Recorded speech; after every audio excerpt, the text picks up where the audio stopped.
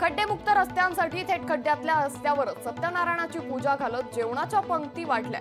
सांगलीतील जतमधील रस्त्याच्या दुरावस्था झाल्यानं हे आंदोलन करण्यात आलं। पंजाब चंदीगडमध्ये पेट्रोल आणि डिझेलची दरवाढ होणार आहे। या राज्यानं पेट्रोल आणि डिझेलवरील व्हॅट अनुक्रमे 61 आणि 92 पैसे प्रति लिटर वाढवण्याचा निर्णय घेतल्यानं ही दरवाढ होणार आहे।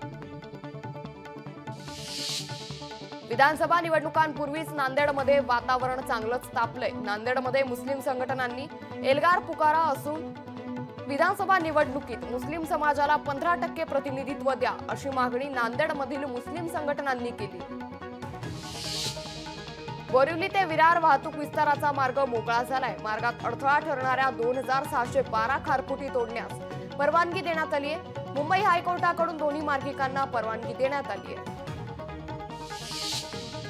गणेशोत्सवात मुंबईमध्ये अतिरिक्त बेस्ट बसेस धावणार आहेत। 7 ते 16 सप्टेंबर पर्यंत रात्री अतिरिक्त बेस्ट बसेस धावणार आहे। भाविकांना गैरसोय होऊ नये यासाठी बेस्ट कडून याबाबतचा निर्णय घेण्यात आला आहे।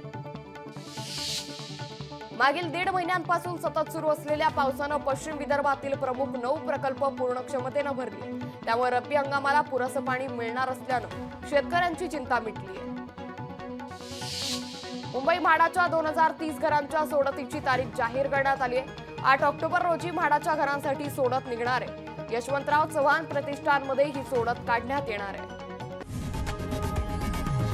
लोकशाही मराठी ऐका, पहा, जागरूक रहा।